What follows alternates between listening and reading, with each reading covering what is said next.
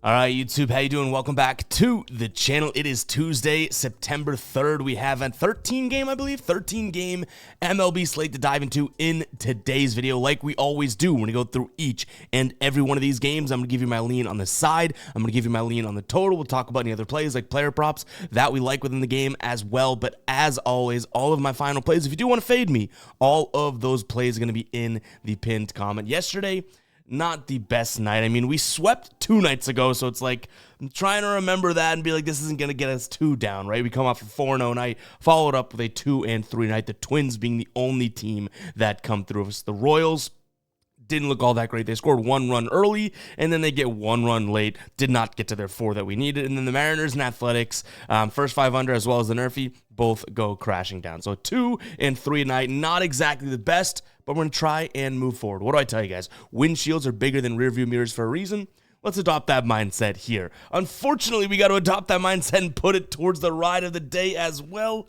Got to drop the womp womp on my man, Del1 franchise. Cubs team total over 3.5. I talked about it in yesterday's video as well. I liked this play, but unfortunately, it does not come through. So we are looking at a L of the ride of the day. They scored 3 runs in a 5-3 loss. I believe it was 5-3 to the Pirates there. But if you guys don't know what the ride of the day is, it is simple. All you have to do is use that hashtag ride of the day. Give me your favorite play in the comments, and then whichever comment gets the most likes. So yes, it's upon you guys to go down there and like the ones that you like. Whichever one gets the most likes, we ride with, give you a shout out in the next video, win or loss. I also post it over on my Twitter/X. That'll be popping up here throughout the show. If you win, we continue to ride with your plays. If you lose, you got to face the womp womp like the one franchise did here. We got to talk about it. But let's get a winner in the comments today. That one was that close to cashing. Just does not come through. But hit that like button, hit that subscribe button as well. Let's get rocking and rolling here. We're starting off with Baltimore taking on the White Sox. Cade Povich on the mound for the Orioles, going up against Nick Nastrini for the White Sox. Neither one of these pitchers are all that impressive. In fact, Cade Povich just has not been a guy that I've wanted to trust or that I've really backed or bet on. 3.6 ERA over his last 5, which is a lot better than his season-long ERA at 6.6. But Nick Nastrini, on the other side of things, isn't all that much better right now. He does have 2 decent starts in a row against Boston and against Texas, so maybe we give him a little bit of credit there. I think one of those starts was recent, one was way back. So he has 1 good start as of late. But overall, this is still a spot where Baltimore's offense kind of should be able to put them up on top, which is why the odds are at -310. They scored 13 runs yesterday, right? It was 13-3. Got to Chris Flexen. Even Corbin Burns looked, man, like it wasn't his best outing, and Baltimore's offense kind of pulled through. I don't envision this being much different. Like Nick Nastrini here doesn't strike me as a guy that's going to shut down a Baltimore offense, especially if they're getting a little bit better and better in building. So I'm going to lean towards Baltimore's maybe team total over, but it's going to be way up there, 4.5 probably for juiced odds. So I don't think that we end up touching this. I don't think Baltimore loses again, so I'm going to lean towards Baltimore in some sort of a money line if you want to throw them in a parlay or something like that as well. But Baltimore in the team total over. I'm not going full game over because you can never really trust this White Sox team, right? Like, how many runs are they going to score? So that's where we lean, but this isn't the sexiest or most enticing of matchups on the board just because of Baltimore just weighing everything, you know, whether it's team total, or money line, or run line. Like, they're -150 on the run line, right? Like, everything is weighed towards them. So let's move on to the next one. We have Miami taking on Washington. Miami slight favorites here at home, around -118. You can get Washington for around +105, +102-ish, right in there. You have Max Meyer on the mound for Miami, going up against Patrick Corbin for the Washington Nationals. And Corbin against the Yankees, last time out, 6 innings pitched, just 2 hits, 6 Ks, 0 earned runs, 17 pitches per inning. Max Meyer hasn't been anything to brag about. Realistically, he hasn't even been facing very good offenses either, and he's getting tagged up. So this may be a spot in which we say, oh man, screw it, we might be looking at Patrick Corbin. I don't know if I would do this against many teams, but Miami is one of those that I could kind of get behind here. Washington against righties last 30 days, top 10 average, top 10 WRC plus, striking out the second fewest times, getting on base the 7th most times. Maybe it's a decent spot for them to kind of, get ahead of this Miami team.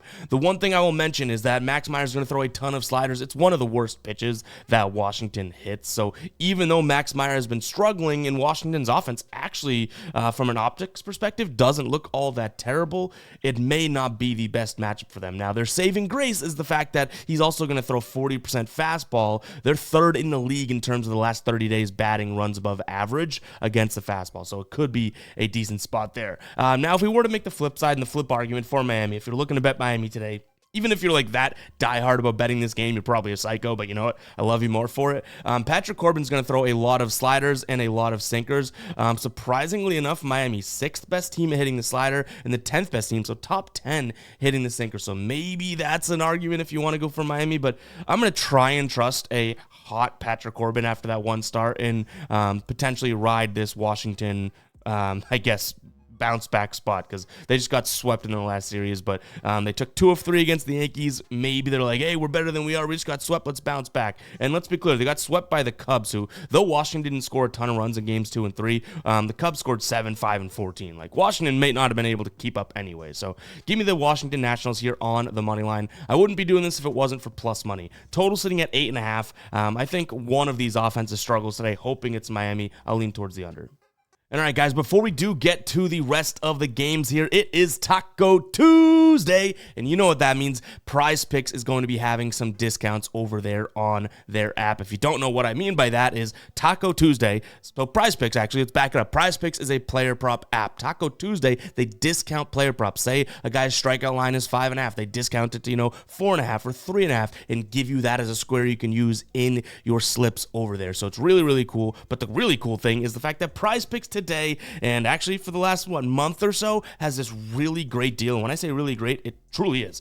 Play $5, put $5 in there, make a $5 entry, you're going to get $50 instantly. No strings attached, no questions asked, anything like that. You can use that link in the pinned comment. You can also use the link in the description or sign up using code GUYBOSTON. You're going to get all of that. You're going to get the Taco Tuesdays. Again, they're probably going to drop, 2 or 3. They've been dropping 3 as of late. And you're going to get this play 5, get 50 deal. Go use that over there, guys. You could throw in a $5 play, take a long shot. If it hits, you still get all of the winnings, right? But you're going to get $50 on top of it. If it doesn't hit, who cares? You just got $50 for placing it. Anyways, go check it out. That link is in the pinned comment. Let's jump back into the games here. We got game number 3. And it is the Tampa Bay Rays taking on the Minnesota Twins. We got Jeffrey Springs on the mound for the Rays going up against David Festa. I feel like I've been very critical of Festa. I wouldn't say very critical, but critical enough is probably a better way of putting it, of David Festa. But he's been fairly consistent. 5 starts, last 5 starts, 1.6 ERA. He's pitching about 5 innings. He has a couple games in which they don't have a long leash for him, but he's averaging 3.1, 3.2 hits per game, 6 strikeouts. Like, this isn't a bad pitcher. I'm not going to go and crown him or anything like that. Going up against Jeffrey Springs, who is coming off of a very good game, 0 earned runs, 1 hit, 5 innings pitched. Against Seattle, though. Seattle, not the best offense, right? So I think that there's a slight pitching advantage here for the Minnesota Twins, and there's definitely a batting advantage. Now, I will say the Twins do not hit lefties all that well, Jeffrey Springs being a lefty here, but what do I keep preaching and telling you guys? I don't think Tampa Bay hits righties very well, and Minnesota, David Festa, has a righty on the mound, so I think this is a decent spot to take a peek at Minnesota here. Decent odds too, plus 100, seems kind of crazy to me. Like, I almost feel like I'm missing something. Yesterday was a grinded out game, but Minnesota got up, a few runs early, and then they let Tampa Bay creep back in, but nonetheless, they still won the game and still scored enough runs to hit our team total over, right? So for plus money, if I believe that they have, what I would consider the better matchup starter here, I know Springs, his numbers may look better, but again, we're talking lefties versus righties and bats, you know what I mean? So I think that there is a chance that Minnesota has the better starter today. Bullpens are comparable, so you can go first 5 or full game, but I like the plus money behind the Twins. In terms of a total, I'm going to lean towards the under. I think yesterday was pretty telling of how much of a pace this games will have. Like, the fact that we got to 5-4, that was super, super late. This could have been a 4-3 game easily, so I don't mind that spot either. Hoping both pitchers can kind of come through, right? Like I mentioned, Springs has some good numbers as of late, and the Twins aren't as good at hitting lefties as they are righties. And then Festa, for whatever reason today, I'm putting a decent amount of eggs in his basket. Give me the under as well as the Twins on the money line. Now, that total being at 7.5 definitely makes me a little like weary of taking the under, so I'm much more inclined to pull trigger on Minnesota on the money line. In a player prop that I'm certainly not minding here, we can jump into the outlier screen. You can see it for yourself. Alex Jackson, almost said Alan Jackson. Shout out to the singer. Alex Jackson, under 0.5 bases, minus 133-ish odds. If you have Bet365s, looks like you can get the better odds there at minus 125, but I still don't mind it in the minus 130s. He had 2 bases yesterday, and look at what he's done as of late. He barely, ever rarely, only twice in the last 20 games, right, has strung 2 games in which he had bases together. So I really don't mind this spot. Yes, he bats righties a little bit better than he does lefties, but let's be honest, he's batting 122 on the season. 136 against righties still isn't all that scary, you know what I mean? And his pitch mix here: fastball, his WOBA drops. His slider, his K rate jumps, and then the changeup, his WOBA drops as well. So it could be a decent spot here. Again, we're putting a lot of weight into David Festa. Hopefully he can get Alex Jackson to struggle a little bit here. So give me Alex Jackson under 0.5 bases. Again, that's in the minus 130s. If you have 365, then nice little spot there at minus 125. If you guys want access to this screen and outlier and all of the player prop apps and research tools that they also have it for games as well, but I think that they absolutely specialize here in player props. I have a link in the pinned comment. You get 7 days free. We're going to be relying on this heavily for the NFL season, so go ahead and check it out, guys. That link is in the pinned comment. Again, you're going to get 7 days free. You don't need a code or anything like that. Just use our link. You get 7 days free of Outlier. You might be asking, well, after that 7 days, am I going to get mollywopped with a big bill or something like that? No, Outlier is still very, very reasonable. $19.99 per month after that for everything that we just saw on that player prop screen and the game screen. You also have an insights tab, everything like that. So go ahead and check it out. If you hit a couple plays with this, it's going to pay for itself. How often can you look at sports betting tools that will pay for themselves, right? Like, kind of a rarity. So go ahead and check out Outlier. That link is in the pinned comment. Again, no code needed. Just use that link. You get 7 days free. All right, next up, a pretty interesting one. We have Toronto taking on the Phillies. Tyler Phillips on the mound for the Phillies, who it's really weird. He's won 2 of his last 3 games in terms of the team, right? But he has allowed 8, 4, and 5 runs. So it's kind of impressive that the Phillies have just been giving him that run support. He's going up against Chris Bassett today, who was looking pretty crappy, but then had a decent start against the Red Sox. 6 2/3, 5 hits, 1 earned run, 9 strikeouts. So it's like, is he starting to heat up? Is he going to get a little bit better? I don't necessarily think so. Now, this is the Phillies against righties, and they have kind of gotten a little bit better against righties as of late, but overall, I just can't seem to get fully to the Toronto side of things. You're giving me a team at plus 100 odds on FanDuel right now. The Phillies, who still, even though they've been in a little bit of a rut, are one of the better teams in the league, and they've won 7 of their last 10 games. Are they winning them in like crazy fashion where they're scoring a bunch of runs and whatnot? Well, some of them, but no, not consistently. But I do think, as you know, the Phillies are right around the turn of a corner to getting back to what they were. So give me the Phillies here in this spot. If these odds were flipped, I'd think maybe twice about it, but you know, I see minus 104 on some books too. It's like plus 100, minus 104, all that range for me to get a team that I truly do think just is the better team. I have to look at it. And Chris Bassett, the Phillies have seen him plenty. He has decent numbers against them, but 120 plate appearances against guys on his current team. So maybe they're catching up to him and everything like that. In terms of a pitch mix, if you are on the Toronto side of things, Tyler Phillips, slider, sinker, fastball, all pitches that I wouldn't necessarily say Toronto struggles with, right? But you can make the same exact argument for Chris Bassett. He's going to throw the sinker nearly over 50% of the time, and it's the honestly, unarguably, the best pitch the Phillies have been hitting in the last 30 days. So there's that for you, right? Like, if you want to make the Tyler Phillips pitch mix combo, argument, I guess, you can just kind of counter it with Chris Bassett's pitch mix. So give me who I think, probably has the better offense, even though the numbers may not indicate it. The better offense, the better bullpen. And then the starters, I think they're a little bit more of a toss-up, which helps me even like the plus number next to the Phillies as well. In terms of the total, I like the under, similar to what we said prior to, I think it was Washington or Miami, but with the pitchers. Like, I think one of these pitchers has a really good day today, either Tyler Phillips or Chris Bassett, meaning we could see like a 5-3 game, or maybe maybe even like a 5-2 game or 6-1 game, something like that, where it's a little bit lopsided. I'm hoping it's the Phillies because obviously I like them on the money line, but I do think one of these two pitchers has themselves a day today, and it could be Bassett. He's coming off a very, very good start. All right, Mets, Red Sox. This game ended with a Mets 4-1 win yesterday, and now we have David Peterson on the mound for the Mets, who has been so good. The team has won 5 straight of his starts. Cutter Crawford, on the other hand, has started to look a little bit better. He holds 2 good offenses like Arizona and Toronto to 2 or less earned runs through 5 innings in each of those games, 6 2/3 actually against Toronto. But the team just is not seemingly scoring when he goes out there and pitches. The team is 1-4 in Cutter Crawford's last 5 starts. In terms of experience here, though, we do have small sample size for both. Cutter Crawford, only 20 plate appearances against his current Mets team. He's looked very, very good. 211 batting average against, a WOBA of 304. David Peterson, only 13 plate appearances against, right? But a WOBA of 540, a batting average against of 500. Like, some of the guys that have seen him have tattooed him, but I don't think there's enough sample size there to put much weight into it. What I will say, though, is I think that this is a spot in which Cutter Crawford, I almost want to trust is going to continue building here and pitching very well. He's going to throw a fastball and a cutter. Mets do hit those fairly well, but not exceptionally. Just 12th in the league against the fastball there. When it comes to what David Peterson's going to throw, it's going to be the sinker the majority of the time, and that happens to be the one pitch the Red Sox are hitting very well. So I'm inclined to almost look at a Red Sox team total over.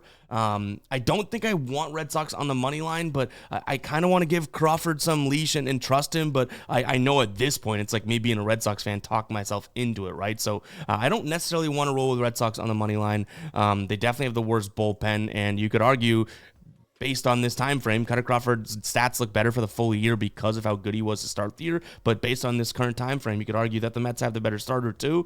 But I do think the Red Sox should be able to bounce back after scoring 1 run. We're like waiting for this Red Sox team to get back to what they are doing. They've now scored 1 run in 3 straight games. So I think they turned the corner. If the Mets win the game, fine. I'm going to lean towards the Red Sox team total over there. But I don't mind that plus 115 price tag behind the Red Sox either. But that is where I'm like, don't be biased, Evan. Don't be biased. Why are you leaning towards your team that has been god-awful as of late? I got to be disciplined. So Red Sox team total over is kind of a hybrid of both the total and the money line here. But I could see why someone wants the Mets, especially if you believe in David Peterson's progression, not regression. Like, I'm thinking at some point he's going to have to take a step back, right? Atlanta taking on Colorado. This one's probably not all that much worth talking about because I don't know if we've seen a team favored by minus 400 or beyond yet this season. But it makes sense. Chris Sale's on the bump. The dude's an absolute demon, and he's going up against one of the worst offenses in the league, and they're not in Colorado. So this is a spot in which, Atlanta might be the move. Like, if we were to look at, say, Baltimore and Atlanta on the money line together, those would be minus 140-ish type of a parlay, a minus 140 on MGM. Like, maybe that's a move. You take these 2 heavy favorites against 2 really bad teams, minus 140. That could be something I consider because then you're getting Baltimore's better team. But you have Cade Bovich. We got to remember that. But at least you are getting Chris Sale on the back half, and this one should be a piece of cake, right? We say that now, and then all of a sudden it's a rarity and he loses. But yeah, Atlanta in some sort of money line parlay, that'd be the only thing I'd do with it. And then in terms of a total, I don't mind the idea of taking an under here. Right now, Colorado, if you want to take their team total under, you're going under 2.5. So I don't mind that spot. The one thing that kind of concerns me is, are we going to look at this Braves team and say, okay, well, guess what? Their offense was not against the Phillies in the back half, but for like 5 straight games, this Braves team is starting to score some runs. So is that the case? Are they going to go and get, 6 runs themselves and make this under hard to hit? Not sure, but I would lean towards the under because if this Braves team continues like the last couple games, right, in which 0 and 2 runs, like they could win this game 4-2 for all I care. Chris Sale dominant, and also they hit the under, right? Kansas City, Cleveland. Kansas City let us down big time yesterday. Today they have Brady Singer on the mound going up against Tanner Beebe here. I do like Tanner Beebe. I don't know if this is the best spot for him overall. In terms of what he's been doing as of late, not looking that great. His 2 most recent starts against Texas, and yes, you guessed it, Kansas City, he got kind of dinged up. Now, Brady Singer, on the other hand, has been kind of in the same boat. He's coming off of a meh start, but prior to that, he was getting touched up quite a bit. So you have 2 pitchers here that I don't fully trust or believe in. And two offenses, at least Cleveland's offense is starting to come around. Like, they looked a little bit better yesterday. Kansas City's offense, I still do believe in, even though they struggled yesterday. I think you have two offenses here that may be able to get to these pitchers. And this total's down at 8 instead of 8.5 because season long, these pitchers' numbers look very, very good, especially away. BB's been very good on the road, and then Singer's been very good at home. But I don't think they've done what, they don't back that up as of late. So I'm actually going to lean towards an over here. And I think an over kind of fits Kansas City's build a little bit better. They do have the current better roster, so I'm going to lean Kansas City on the money line as well as an over. But I could see this being like a 5-4 win for either team. I'm just kind of hoping that Kansas City bounces back after scoring 2 runs yesterday. Like, they had some opportunities, they were hitting the ball hard, but to the warning track and stuff like that. Let's go get some more runs out there. Like I mentioned, BB looked really, really bad against Kansas City in his last start as well. So we kind of have that going for us. So let's cross our fingers and hope that Kansas City can score some runs, because it'll help the money line. It'll also help them getting to the over. And if these were flipped, like, Guardians at home, Kansas City on the road, I probably would flip my lean here. So just FYI, this is hugely predicated on the fact that Kansas City is good at home, even though they lost and scored 2 runs yesterday.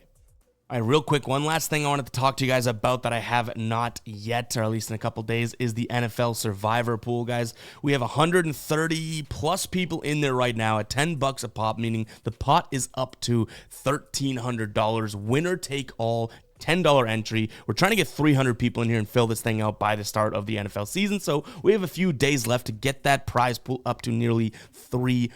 So go ahead and check it out. That link is in the pinned comment to join. If you don't know what a Survivor Pool is, it is very simple. You pick one team to win every single week. You can just do it week by week, by the way. You pick that team. If they win, great. You survive. You move on. The catch is you can't pick that team again for the rest of the season. If you lose, unfortunately, you are out, but that's the fun of it, guys. It is a winner-take-all format. You can enter up to 5 times. If you're worried about, one pick against a bunch of other people, you can enter up to 5 times and have 5 different teams going each and every week. So go ahead and check it out. That link is also in the pinned comment. Last shout out I wanted to give there. Let's keep it going here with these games. Milwaukee taking on St. Louis. This is one that I wish I could have rolled with yesterday. Like I said it in the Discord. By the way, Discord link in the pinned comment. I said that in the description. I said that would be the last thing I shout out, and then I'd shout out the Discord. But I loved Milwaukee yesterday. You can even watch back the video, and I thought Peralta would have a good game, and the St. Louis Cardinals would struggle, and that's what happened. Now we have Aaron Savali on the mound going up against Steven Matz here, who I think, even though I'm not a huge fan of Savali anymore, I was a huge fan of him. Looking at Steven Matz coming back and starting after, multiple months, right? So I think this is a decent spot to ride with Milwaukee again. If you want to look at the pitch mix for what Aaron Savali is going to toss out there, he's going to throw the cutter, the sinker, the slider. The cutter, St. Louis does not hit very well. The sinker, they hit even worse. The slider, they hit kind of mediocrely, but this is a decent spot for them. They do hit righties well. I even mentioned that yesterday, but again, the pitch mix is very important to me here for this spot here, and it worked yesterday when we kind of looked at them against Freddie Peralta.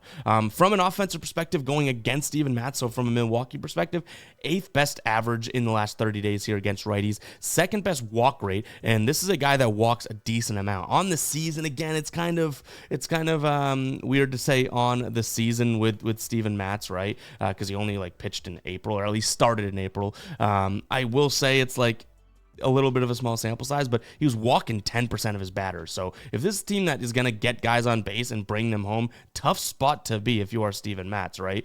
So I like their spot here, and they're also 5th in on-base percentage. So again, they're walking a lot, getting a lot of guys on base. WRC plus, they are creating runs, top 10 in the league. So give me the Milwaukee Brewers here in this spot. The one thing that might not make me play the Brewers here is a minus 140 price tag, but I was going to roll with minus 140 something yesterday and pussed out, right? So I don't know if I want to do that 2 days in a row. I like the Brewers in this spot overall.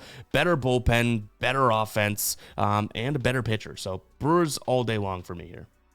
Cubs, Pirates, this was the ride of the day yesterday. The Cubs do not come through. Now, they did have some bad weather, right? Now, they had been scoring crazy runs. Their last 10 games, there's a few outliers in here, including yesterday's, but listen to this. 6, 14, 2 outlier, right? 18, 9, 14, 7, 5, 14, and then 3 yesterday. They had been scoring so many damn runs. I don't know or think they do that again today. They are going up against Paul Skeens, who 55 plate appearances against this Cubs roster, 200 batting average against, an expected WOBA of 248, a 38.2% K rate. Like, this may be who the doctor ordered to slow down the Cubs offense, especially after a tough game in weather yesterday, right? So are we looking at a spot in which we could potentially like the Pirates here? I do and I don't. If these odds were flipped, I would be all over the Pirates, right? But minus 125 in a spot in which I think the Cubs offense could sort of negate how good Paul Skeens is, for plus 120 on the Cubs side of things, kind of has me thinking. Now, I don't know if it's enough to pull the trigger there, but because they're such underdogs, I think we'll be able to get the Cubs team total at a decent price here again. Now, the one thing we want to consider is that yesterday was very windy in Wrigley and it was blowing directly, and it looks like it's going to be crosswinds today, which isn't always something that hurts. So we'll keep an eye on the weather, but I like the Cubs team total over if we can get it at 3.5 again for good money. And in fact, we can look this up very quickly. Their team total over 2.5 is 165, 3.5 is plus 120. So I'm saying I get the wind, I get it's Paul Skeens, but let's not just blink and Men in Black forget that this Cubs team was rocking the ball 2 days ago. You know what I mean? So give me the Cubs team total over, maybe the full game over as well. Like I could get behind that. I don't necessarily think that the Pittsburgh Pirates are like a great offense, but Kyle Hendricks is not a guy that I'm going to hang my hat on or anything like that. So yeah, maybe it's a full game total or Cubs team total. I don't know if I want to go Cubs money line for the plus money, because you can get their team total over at better odds. You know what I mean? And I don't necessarily want to fade or back Kyle Hendricks that much, but I guess it correlates what I'm doing. I will back the Cubs here in terms of a lean, but again, make no mistake, it's much more of a team total play, because again, you could pay a lot of juice for 2.5, or you can go 3.5 and get even better odds than what you have for the Cubs in the money line. And I think that the Cubs probably score, 4 runs if they win this one, maybe. Like, I know it's Skeens. I know that this is a windy day, but the Pittsburgh bullpen stinks too. So if they even get to Skeens a little bit, the game should open up and get a little bit easier for them. All right, Texas taking on the Yankees. Yankees bounce back and get a win yesterday, 8-4. They definitely needed that after 2 pretty ugly losses to St. Louis, but they scored a lot of runs in those games. So, like I even mentioned in yesterday's video, I'm not fully out on the Yankees, but I'm loving how much people are hating on them, because obviously I'm a Red Sox fan, on social media and whatnot. People are hating on them. Today we have Carlos Rodon going up against Andrew Heaney. This is not a very good Texas lineup against lefties. The counter to that would be that Rodon isn't very good on the road, but I still think that, I would say that this is a spot in which Texas is far worse offensively against lefties than Rodon is on the road. And he's coming off of a really, really bad road start, so maybe he bounces back. For the odds, I probably don't end up rolling with it. Minus 130, like I need a little bit something better here to really be confident in it. But if I were to bet this one, and who knows, there's been days where I'm like, I'm not so sure about something, and then throughout the day as we do more research, I like it. So I'm not telling you it couldn't be in the pin comment, but to back Rodon at minus 135 on the road seems a little bit crazy, but that is going to be the lean. I think that this is a Yankees team that the offense is clicking. Like finally, finally reluctantly, because they're in the Red Sox division and whatnot, but that seems like it's a lost cause at this point. But they're finally hitting lefties and righties very well. Andrew Heaney's going to just throw a ton of fastballs from the left side. Yankees last 30 days, first in runs above average when it comes to hitting fastballs. So I can't ignore that or anything like that. So I'm going to lean towards the Yankees here. But again, you're kind of backing Rodon. But at the end of the day, like I don't think that if the Yankees go out there and score a bunch of runs, I don't think Texas is good enough to even truly capitalize on tagging up Rodon, whether he's on the road or not. The last time he pitched against them, he was at home and he shut them out through 5 2/3. But again, way different pitcher at home than on the road. So it's worth noting that he is on the road, but this Texas lineup just doesn't have the offense behind them as of right now. They're giving you like 2 to 4 runs per game, which is great, but that just is not good enough to keep up with the Yankees team that their offense has been cooking. In terms of the total, I guess I'll lean towards the over, hoping that the Yankees, again, hitting lefties better as of late, and crushing fastballs. We're going to get a lot of those from Heaney. Thinking the Yankees go out there and score a lot of runs. In fact, we can look at their team total over if you want to isolate it just to them. But for 4.5 at -113, that's not as bad as I thought it was going to be. I would lean towards that, but I also don't mind the full game over just due to the fact that we have, Rodon on the road, and maybe he'll walk a bunch of people, and the Rangers can bloop a single and get 2 runs in, that type of thing. I don't want to count on that. I'd much rather, bet that the Yankees carry their own weight, but if I had to give a pick on the full game over, I still could justify that total going over. All right, Angels taking on the Dodgers here, Battle of LA. We have Walker Buehler on the mound for the Dodgers, going up against Reed Dietmers here for the Angels. This is an interesting one because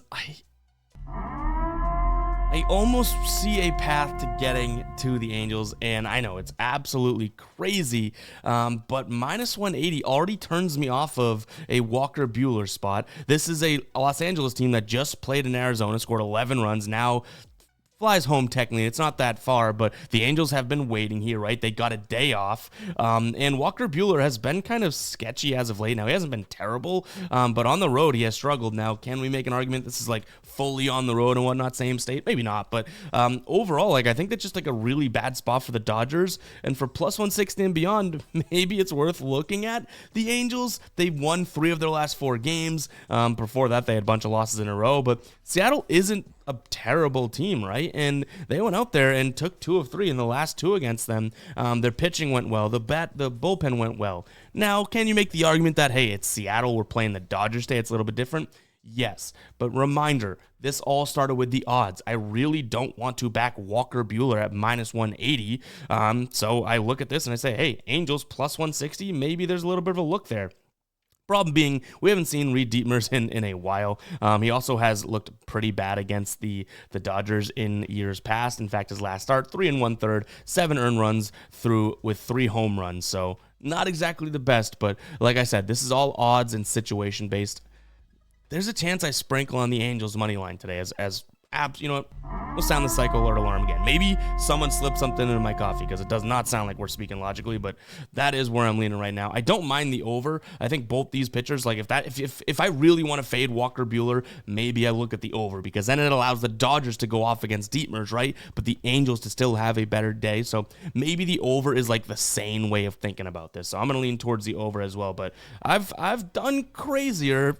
I think I got a feeling about this Angels team. Watch us cut to like tomorrow's video and it's like, I bet the Angels and they lost 10-1. That's probably the type of thing that'll happen. But you know what? You can always fade me, guys. And who knows? This might not even be a final play, but I think I justified myself odds-wise and pitcher-wise here. But again, the over probably is the sane play. All right, Oakland taking on the Seattle Mariners. Yesterday, they get the win 5-4.